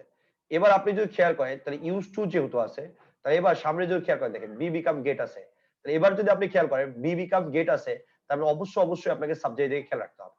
তাহলে সাবজেক্টটা কি অ্যাক্টিভ নাকি প্যাসিভ, ভাইয়া অ্যাক্টিভ, আর কোনো কথা হবে না ভাই, অ্যাক্টিভ মানে ভার্বের সাথে আইএনজি, দ্যাটস আপনি বলবেন সুইমিং। কথা বোঝা গেছে, দ্যাটস ওয়াই আপনি বলবেন সুইমিং, এই জিনিসটা যাতে আপনার মাথায় থাকে। Okay, the river got use to, তাহলে এই ইউজ টু এর পূর্বে কি আছে, গট, এর আগে সাবজেক্ট থিংস, তারপরে আপনি ভার্বের বেস ফর্ম।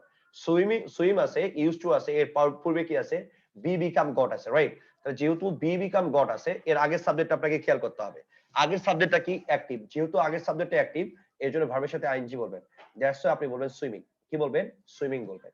তাহলে he got use two swimming, he got use two swimming. বোঝা গেছে, বোঝা গেছে? জি ভাইয়া। ভাইয়া সাবজেক্ট প্যাসিভ ভাইয়া হলে কি ভিতরি স্লাইডটা আজকে হইতো? দিয়ে দেন। ফাইলটা আজকে দিয়ে দিব? জি ভাইয়া। জি অবশ্যই ভাই, এটা অনেক ইম্পর্টেন্ট, এই জন্য আমরা এটা কালকে সারা রাত বসে থেকে স্লাইডটা তৈরি করা হয়েছে। আর মনোলগস গুলো এভাবে বোর্ডে যদি পড়াইতাম তোমরা লিখে কুল করতে পারতে না, এত ইনফরমেশন এটাতে, ঠিক আছে। তো দ্যাটস আমরা চিন্তা করছি যে এটা স্লাইড আকারে তোমাদের দিয়ে দিব, আর স্লাইড আকারে এত সুন্দরভাবে এটা সাজানো হয়েছে, ঠিক আছে, মনের মাধুরী মিশিয়ে, মানে আমি যেভাবে বোর্ডে পড়াই, বোর্ডের একটা লাইন এখানে বাদ দেওয়া হয়নি, বরং আরো জিনিস ইনপুট দেওয়া হয়েছে এখানে, যেটা আমরা বোর্ডে পড়াইলে নরমালি আমি পড়াই না, সেই জিনিসগুলো আমরা ইনপুট দিছি এখানে, যাতে মোনালগস যেহেতু ইম্পর্টেন্ট এবং অধিকাংশ স্টুডেন্টের এগুলো কনফিউজিং টপিক, ঠিক আছে, অধিকাংশ পোলাপানি এগুলো কুড হ্যাভ, মাইট হ্যাভ, এগুলো শুড হ্যাভ, এগুলো পেস্কায় ফেলাই, মাস্টে ব্যাপারগুলো পেস্কায় ফেলাই, ঠিক আছে, এই যে ইউজ টু ব্যাপারগুলো পাস খাওয়া, এগুলো পাস খাওয়ানোর কিছু নেই, ঠিক আছে, আপনি এবার ধরে ধরে পড়বেন, তাহলে ইনশাআল্লাহ কোনো প্রবলেম হবে না, ঠিক আছে। আচ্ছা, এই পার্সোনাল থিংস কি, যদি ব্যক্তি হয়, তাহলে ব্যক্তি হলে আপনার, ব্যক্তি যদি হয়, সাবজেক্টটা অ্যাক্টিভ বা ব্যক্তি যদি হয় তাহলে বলবেন আইএনজি, আর যদি প্যাসিভ বা থিংস হয় তাহলে আপনি বলবেন ভার্বের বেস ফর্ম। এবার আসেন, river got use to swim by him, river কি গোসল করে না, রিভারে গোসল করা হয়, তারপর প্যাসিভ সাবজেক্ট, তারপর দ্যাটস ওয়াই এখানে ভার্বের বেস ফর্ম। এবার আসেন, হি, সে কি নদীতে সাঁতার কাটতে পারবে কি পারবে না, বলে পারবে, তারপর অ্যাক্টিভ বা পারসন, এই জন্য এখানে সুইমিং হয়েছে। ক্লিয়ার? ভাইয়া পার্সনটা যদি প্যাসিভ হয়? এটা কি, এটা বুঝা যায়নি? দা রিভার, আমি যদি এখানে বলতাম দা কার, তা কি হইতো, সেম কথাই তো হইতো, যে লাউ সে কদু। হ্যাঁ, এরপর আসেন, এরপরে হচ্ছে, এবার দেখেন ক্যান নট হেল্প বা কুড নট হেল্প, আমিও বলতেছি ক্যান নট হেল্প বা কুড নট হেল্প, এরপরে ভার্বের সাথে আমার খুবই দুঃখ লাগে জানো, এই কষ্ট করে পিডিএফ গুলো দিই তোমাদের, একটাও থাকে না, একটাও থাকে না, ঠিক আছে, একটাও থাকে না, মানে আমি কোন যে কোন ল্যাঙ্গুয়েজটা বলি সেটাও সবার কমন।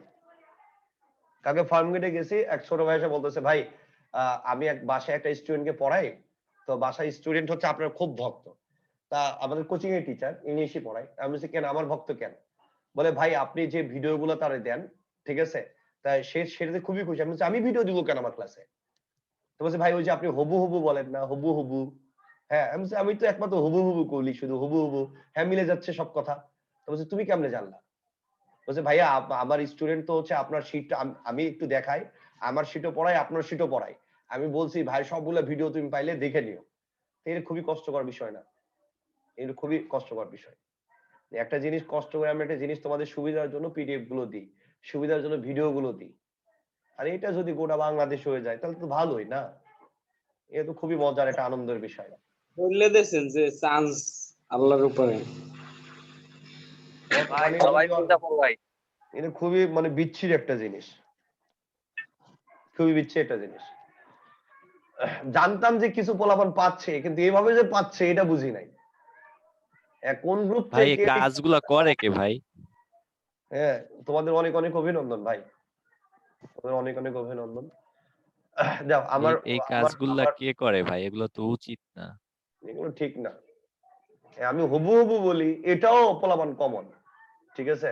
মহিনুল ভাই পয়দা তারপর কথা হবু হবু কুইত্তা বলে। বলেন, কুইত্তা, ওইটাও কমন হয়ে যাবে হ্যাঁ, দেখবেন। কুইত্তাও তো দুদিন পরে ভাইরাল হয়ে যাবে রে, কি একটা অবস্থা। এবার আসেন, can not help, could not help, এরপরে ভার্বের সাথে আইএনজি বসে, কিন্তু ক্যান নট বাটের পরে আপনি ভার্বের বেসনটা বলেন। আমি আবার বলতেছি, ক্যান নট হেল্প বা কুড নট হেল্প এরপরে আপনি ভার্বের সাথে আইএনজি বলেন, আর ক্যান নট বাটের পরে আপনি ভার্বের বেস ফর্মটা ইউজ করেন, রাইট? আমি আবার বলতেছি, ক্যান নট হেল্প বা কুড নট হেল্প এরপরে আপনি ভার্বের সাথে আইএনজিটা বলেন, বাট ক্যান নট বাটের পরে আপনি ভার্বের বেস ফর্মটা ইউজ করেন। যেমন আপনি যদি খেয়াল করেন, I can't going, I can't going, এবার যদি আপনি খেয়াল করেন তা ক্যান নট হেল্প, এই হেল্পের পরে ভার্বের সাথে কি বসবে? আইএনজি। তো এবার আপনি বলবেন গোয়িং। ক্যান নট বাট এরপরে ভার্বের সাথে কি হবে? ভার্বের বেস ফর্ম হবে, এই যে going. Okay, had better be suppose two, এই ভার্বটি অবশ্যই ভার্বের বেস ফর্ম হবে। তা আপনি কি বলবেন? এই যে John had better study, suppose to study, ঠিক আছে? তাহলে had better be suppose to, তো এগুলো পরে ভার্বের বেস ফর্ম হয়। এবার আসেন, কে যেন বলেছিল ভাইয়া দুষ্টু, মাস্টার হ্যাভের মধ্যে কি ডিফারেন্স? এই যে দেখো শোনা, মাস্টার হ্যাভের মধ্যে কি ডিফারেন্স, খুব মনোযোগ দিয়ে দেখবেন। আমি আমার মতো পাপী ছাড়া আর কে বলবে? হ্যাঁ দেখো শোনা ময়না পাখি, এবার আসে মাস্টের পরে, এটা হচ্ছে মাস্টটা হচ্ছে সবসময় স্পিকারের ফিলিংস, যে বলতেছে সেটা হচ্ছে তার ফিলিংস, আর হ্যাভ টু হচ্ছে এক্সপ্রেসেস এন্ড ইমপার্সোনাল আইডিয়া। হ্যাঁ, হ্যাভ টু কি করে? ইমপার্সোনাল আইডিয়া প্রকাশ করে। যেমন উদাহরণ দেখো, you must come, you are oblige to come. You must come মানে কি? You are oblige to come, আপনি আসতে বাধ্য। মানে আমি বলতেছি I require that you come, আমি আপনাকে বলতেছি আপনার অবশ্যই কিন্তু আসতে হবে ভাইয়া, আপনার এখানে অবশ্যই আসতে হবে, কোনো অল্টারনেটিভ নাই। এবার আসেন, ইউ হ্যাভ টু কাম, তার মানে কি? ইউ হ্যাভ টু কাম আপনি যখন বলতেছেন, তাহলে এটা আপনি নিয়মের দ্বারা আপনাকে এটা আবদ্ধ করা হয়ে গেছে। You are oblige to come, that's a rule requiring you to come, বলছে এখানে একটা বাধ্যতামূলক একটা রুলস রেগুলেশনস আছে, যেটার ফলে আপনাকে আসতেই হবে, রাইট? যেটার ফলে আপনাকে আসতেই হবে। এবার আসেন, তাহলে মাস্ট আর হ্যাভ টু দুটো মানেই বাধ্যতামূলক, বাধ্যতামূলক, রাইট? আপনাকে করতেই হবে ওটা। তো দুটার মধ্যে এক্সাক্ট ডিফারেন্স কি? আমি বললাম you must come, you have to come, তাহলে দুটাই আপনার সেম, তো দুটাই আপনাকে আসতে হবে। তার মানে কি বলছে? এখানে আপনাকে অবশ্যই আসতে হবে, তাহলে এটা আপনার প্রয়োজন, এখানে আপনার আসা, আপনি না আসলে হবে না। একটা বলছে there is a rules and regulation, there is a rules and regulation, ঠিক আছে? এটা অবশ্যই এখানে রুলস বা নিয়ম কানুন দ্বারা আবদ্ধ, যেটা না আসলে হবেই না, এটা ইমপার্সোনাল আইডিয়া। আর আগেরটা হচ্ছে আমি তোমাকে জোর দিয়ে বলতেছি যে প্লিজ প্লিজ প্লিজ তোমার আসতেই হবে ভাই, আসতেই হবে, এটা আমার ফিলিংস, এটা আমার ফিলিংস, ঠিক আছে? ইউ মাস্ট কাম, তোমাকে অবশ্যই আসতে হবে। আমি তোমার এখন এই যে আমি সাব্বিরে বলতেছি, সাব্বির তোর গার্লফ্রেন্ডে বললি অবশ্যই তোমাকে, হ্যাঁ, এই সংসদ ভবনের সামনে আসতেই হবে, ইউ মাস্ট কাম, এটা তোমার ফিলিংস। আর তুমি যদি বলো ইউ হ্যাভ টু কাম, তার মানে এটা তুমি বলতে পারতেছ না। কারণটা কি? কারণটা হচ্ছে এখানে কোনো রুলস বা রেগুলেশন নাই। তার মানে আমরা যখনই বলবো মাস্ট কাম, তার মানে বুঝাবো এটা হচ্ছে আপনার পার্সোনাল স্পিকারের ফিলিংস, এখানে অবশ্যই কোনো অল্টারনেটিভ নাই। তুমি জোর দিয়ে বলতেছো, অনেক বেশি জোর দিয়ে বলতেছো তোমাকে আসতে হবে, but you have to come মানে বুঝাই সেখানে কোনো রুলস বা রেগুলেশন আছে, রাইট? এবার আসো, must I wear this tie, must I wear this tie, must I wear this tie, তাহলে আমাকে কি অবশ্যই টাইটা পড়তে হবে? হ্যাঁ, বলছে হোয়াট ডু ইউ থিংক, হ্যাঁ হোয়াট ডু ইউ থিংক, তুমি কি মনে করো, তোমার তোমার মতামতটা কি? মাস্টার হোয়াট দিস টাই প্রশ্ন করতেছেন আপনি, আর আমি এবার তোমার মতামত জানতে চাচ্ছি, এই আপনার মতামত কি? আমার কি সত্যি অবশ্যই পড়ে যেতে হবে? Do I have to wear this tie, do I have to wear this tie, তারপরে আমি এবার জিজ্ঞেস করতেছি যে সেখানে কি কোনো মানে রুলস রেগুলেশনের কোনো ব্যাপার আছে নাকি, যে আপনার আমাকে টাই পড়তেই হবে? তার এমনি যখন মাস্ট আই ওয়ার দিস টাই, এই আমাকে কি অবশ্যই টাই পরে যেতে হবে? আপনি ভাইবা দিতে যাবেন তার আগে আপনার বন্ধুকে প্রশ্ন করতেছেন, মাস্ট আই ওয়ার দিস টাই, আমাকে অবশ্যই টাই পরে যেতে হবে? ভালো লাগতেছে বন্ধু, অবশ্যই যাব না? আচ্ছা, এবার do I have to wear this tie? আমার কি অবশ্যই টাই পরে যেতে হবে? Is there any rules? হ্যাঁ, কোনো রুলস রেগুলেশন আছে? মানে চাকরি পরীক্ষায় গেলে আপনাকে অবশ্যই পড়ে যেতে হবে, রাইট? Rules regulation. তো এগুলো হচ্ছে কাহিনী। তো একটা হচ্ছে মাস্ট আর একটা হচ্ছে হ্যাভ টু। এবার আসেন, তাহলে একটা আমরা বলছি স্পিকারের ফিলিংস, একটা হচ্ছে ইম্পার্সোনাল আইডিয়া। এবার আসেন আরেকটা ডিফারেন্স কি, আপনি যদি বলেন টু এক্সপ্রেস অব্লিগেশন, বাধ্যতামূলক যদি আপনি প্রকাশ করতে চান, duty or necessity in the future or the past, must and need R not used. যদি আপনি ফিউচার অথবা পাস্টের কথা চিন্তা করেন, আরেকটা পার্থক্য দেখেন, আমি বললাম যে কি কি ভাইয়া, আমি বললাম ভাইয়া আপনি যদি ফিউচার অথবা পাস্টের কথা বলেন, তাহলে বলছে বাধ্যতামূলক আপনার ডিউটি অথবা আপনার প্রয়োজনীয়তা, এই তিনটার ক্ষেত্রে আপনি যখন বলতেছেন কোথায়, ফিউচার এবং অতীতে, মানে পাস্ট এবং ফিউচারে, মাস্ট আর নিড আর নট ইউজ, আর ওই দুটা ক্ষেত্রে আপনি মাস্ট আর নিডটা ব্যবহার করতে পারবেন না, তাহলে শুধু হ্যাভ টু বলবেন। তো এবার আসেন, উই মাস্ট বা need to buy another ticket, আমাদের মাস্ট বলতে পারি, নিড টু সেম কথা, আমরা আরেকটা টিকিট কিনতে হবে। We had to buy another ticket yesterday, এই যে অতীত আসছে, অতীত আসলে আর জীবনে এখানে মাস্ট বলতে পারবেন না। অতীত এবং ফিউচার এই দুটার ক্ষেত্রে আপনি মাস্ট আর নিডটা ব্যবহার করতে পারেন না। এবার দেখেন, we will have to buy another ticket later, পরবর্তীতে আমাদের আরেকটা টিকিট কিনতে হবে, ঠিক আছে? তাহলে এবার আপনি যদি খেয়াল করেন, তাহলে এখানে কি পরবর্তী মানে কি অতীত, তাহলে অতীতের ক্ষেত্রে আপনি কি বলবেন, অতীত যেহেতু, তাহলে এবার অতীতের ক্ষেত্রে আমরা কি বলবো, অতীতের ক্ষেত্রে আমরা সবসময় হ্যাভ টু ইউজ করবো, হ্যাভ টু। প্রেজেন্টের ক্ষেত্রে আপনি যে কোনো ইচ্ছা ব্যবহার করলেই পারেন, কোনো সমস্যা নেই, কিন্তু ওই যে একটু ভেজাল লেগে যায়, ওটা কি পার্সোনাল আইডিয়া নাকি ইম্পার্সোনাল আইডিয়া, এটা একটু ঝামেলা বাঁধে। এই এক, তাহলে 2 নম্বর পার্থক্য। এবার আসেন ভাইয়া 3 নম্বর পার্থক্যটা আমরা দেখবো। ইন দ্য নেগেটিভ ফর্মস আমরা কি বলি, আমরা বলি মাস্ট নট বা ডোন্ট হ্যাভ টু। তাহলে নেগেটিভের ক্ষেত্রে আমরা গেট মাস্ট নট, আর হ্যাভ টু এর ক্ষেত্রে আমরা কি বলি, ডোন্ট হ্যাভ টু, ঠিক আছে? তো এইটা কমপ্লিটলি ভিন্ন মিনিং একটা দেয়, ঠিক আছে? যেমন আমার মাস্ট নট এক্সপ্রেশন করে প্রহিবিশনে, ঠিক আছে? কিসের প্রহিবিশনে এটা কথা বলে, মানে কোনো কিছু করা যাবে না এমনটা। আর একটা ডোন্ট হ্যাভ টু এক্সপ্রেস করে absence of obligation or necessity, তার মানে সেখানে কোনো বাধ্যবাধকতার প্রয়োজন নাই অথবা কোনো প্রয়োজন নাই। তো এগুলোর ক্ষেত্রে কোনো বাধ্যবাধকতা নাই বা প্রয়োজন নাই, ওগুলোর ক্ষেত্রে আমরা ডোন্ট হ্যাভ বলি। আর যখনই আপনি মাস্ট নট বলবেন, তার মানে ওটা কি একবারেই করাই যাবে না, ওটা একবারে নিষেধ, একবারে নিষেধ মিনিং দেয়। যেমন দেখেন, you are prohibited to drive, you are prohibited to drive, you are not allowed to drive. তাই এবার দেখেন, আমরা এটার যদি মিনিং বলতে চাই, তাহলে আমরা বলবো you must not drive. Must not drive মানে কি, এই মাস্ট নট ড্রাইভ মানে কি, তাহলে মাস্ট নট ড্রাইভ আপনি যখন বলবেন, আপনি যখন মাস্ট নট ড্রাইভ বলবেন, তার মানে বুঝাবে কি আপনি কোনো মতে এখানে ড্রাইভ করতে পারবেন না। রাতের বেলা আমি বললাম যে গণভবনের ভিতর দিয়ে আপনি কখনোই আপনি ড্রাইভ করতে পারবেন না, তাহলে আপনি কি বলবেন, you must not drive. Rules and regulation দ্বারা আপনার প্রহিবিত, একবার নিষিদ্ধ, আপনার করাই যাবে না, অ্যালাউই করবেন আপনাকে, ওই যে মাস্ট নট।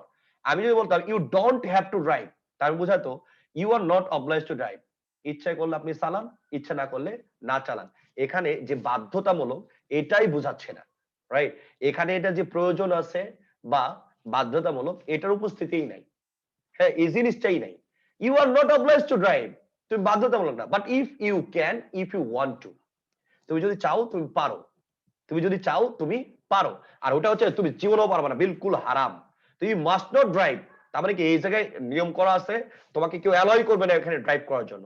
বাট আপনি যখন বলবেন you don't have to drive, right, you don't have to drive, আপনি যখন বলবেন you don't have to drive, তার মানে কি বোঝাবে, এখানে পুরা প্রেক্ষাপট আলাদা। তার মানে এখানে বোঝাবে you are not oblige to drive, আপনি অবলাইজ না, যদি আপনি চান আপনি চালাইতে পারেন।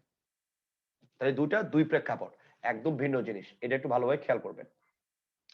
এরপরে খেয়াল করেন, এরপরটা দেখেন, ও আর কিছু নাই, তো আর কিছু নাই, আর কিছুই নাই মডেল অক্সিলিসে, বুঝতে পারছেন?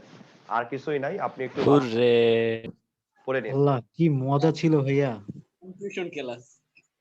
আজকে যারা ক্লাসটা মিস করছে না, ভিডিও যদি না দেওয়া হয় কাইন্নে দিব, মানে এটা হচ্ছে মানে একটা মাস্টার ক্লাস মডেল অক্সিলিসে একটা স্টুডেন্টের যত ধরনের মডেল অক্সিলিসের প্রবলেম হতে পারে, আমি ট্রাই করছি প্রতিটা অ্যাঙ্গেল থেকে দেখানোর জন্য।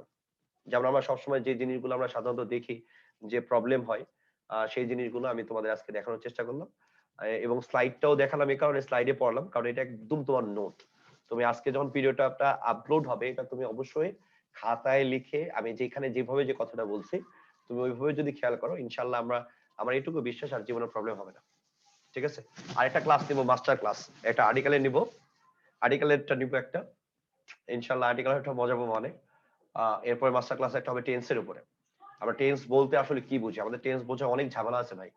হ্যাঁ, আমরা টেন্স বোঝা অনেক ঝামেলা আছে, আমরা ওই টেন্স বোঝার ঝামেলাটা জি ভাই, টেন্সের বেসিকটা অনেক বলো শোনা। বলছি ভাইয়া, টেন্সের বেসিকটা আমাদের অনেক দুর্বল ভাইয়া, একটু বেসিকটা স্ট্রং করে এমন দিবেন। একবারে এত সুন্দর করে সাজানো হয়েছে, যেটা হচ্ছে মানে পুরা পিকচার দিয়ে, রাইট, মানে পুরা পিকচার থিম যাবে। তো ওইভাবে আমরা ডেভেলপ করছি যাতে মানে তোমাদের পড়ে ভাল লাগে, যাতে অনলাইন ফিলটা না আসে। ঠিক আছে, অনেক তো দেখানো হলো জি ভাই, পারি কিন্তু পারি না এমন মনে। ঠিক আছে, মানে ভাই রুলস তো প্রচন্ড লেভেলের মুখস্থ, বাট অ্যাপ্লাই করার টাইমেই সমস্যা। আমরা ওই জায়গায় অ্যাপ্লাই, আমি তোমাদের ছবিতে এমন ভাবে অ্যাপ্লাই করাবো, যেমন আমরা বলি না যে আমরা ফিউচার, নিকট ভবিষ্যৎকে আমরা প্রেজেন্ট ইনডিফিনিট বলি, তারপরে আমরা অনেক ঐতিহাসিক ঘটনাকে আমরা প্রেজেন্ট ইনডিফিনিট বলি। তো ভাই ঐতিহাসিক ঘটনা তো আমরা প্রেজেন্ট ইনডিফিনিট কেন বলবো? এই যে এগুলো যখন তোমাকে রস দেওয়া শুরু করবো না, তখন তুমি বলবা যে আসলে টেস্ট অনেক সহজ ছিল এবং মজার ছিল, যেটা তুমি আগে কখনো ফিল করো নাই। ঠিক আছে, আমরা বলি না ঐতিহাসিক সত্য, ঐতিহাসিক সত্য হলে প্রেজেন্ট ইনডিফিনিট। এই যে ভাই ঐতিহাসিক সত্য হলে আপনি প্রেজেন্ট ইনডিফিনিট কেন বলবেন? তো আমরা ওই ব্যাকগ্রাউন্ড গুলো খুঁজে বের করবো। ঠিক আছে, যে কেমনে কিভাবে হয় ইনশাল্লাহ। আমরা আমি চেষ্টা করবো যে ইনশাল্লাহ এই যে জানুয়ারি, আজকে কয় তারিখ? 1 তারিখ না, ইনশাল্লাহ 7-8 তারিখের মধ্যে আমরা 7 তারিখের মধ্যে আমরা গ্রামার শেষ করে ফেলবো। আপনাদের বাসায় কাজ আছে, ছোট ছোট টপিক গুলো আমি পড়াবো না, যেমন ট্যাগ কোশ্চেন আপনাদের শীটে রুলস রেগুলেশন দেওয়া আছে, আপনারা পড়ে ফেলবেন, ট্যাগ কোশ্চেনটা পড়বেন। এরপরে ভয়েস নারেশন কি পড়াইতে হবে আপনাদের? As you wish. ভাইয়া ভয়েসটার উপরে কি বেসিক ভাই ভয়েসটা পড়াইলে ভালো হয় ভাই। এটা করে ভয়েস পড়ালে ভালো হয়। ভয়েসটা করানো যেতে পারে, কিন্তু ন্যারেশনটা না করালে সমস্যা নেই, এটা পারি। ভয়েসটা এত সুন্দর করে তোমাদের নোট দেওয়া আছে, তোমাদের ভয়েসটা এত সুন্দর করে তোমাদের নোট দেওয়া আছে, প্রতি পয়েন্ট বাই পয়েন্ট উল্লেখ করা আছে। জাস্ট আমি 5 মিনিটে আমি একটা বেসিক বলে দিব, আর জীবনে ভয়েস ভুল হবে না, বাদ বাকি তোমার দায়িত্ব। 5 মিনিটে ভাইয়া খুব অ্যাক্টিভ আর প্যাসিভ আইডেন্টিফিকেশনের সময় প্রবলেম হয় ভাই, অ্যাক্টিভ আর প্যাসিভ ওটা একটু দিয়ে দিলেই হবে। ভাইয়া 5 মিনিট লাগবে, তোমাদের যে জায়গায় ঝামেলা হয় ওই ঝামেলা সলভ করতে 5 মিনিট সময় লাগবে, আমরা 5 মিনিটে সলভ করে ফেলবো। তাই তোমাদের কালকে কাজ হচ্ছে তোমরা ট্যাগ কোশ্চেনটা পড়বা আর ন্যারেশন পড়বা। তাহলে তো তোমাদের 3টা কাজ দেওয়া থাকলো, আমরা দ্রুত একটু গোছাই নি সিলেবাসটা। তাহলে তোমাদের একটা কাজ দেওয়া থাকলো যে আজকে হচ্ছে মনোলগস লিস্টটা পড়বা, এরপরে একটা কাজ দেওয়া থাকলো ট্যাগ কোশ্চেন পড়বা, যেহেতু এখন মেমোরাইজিং এর কোনো চাপ নাই।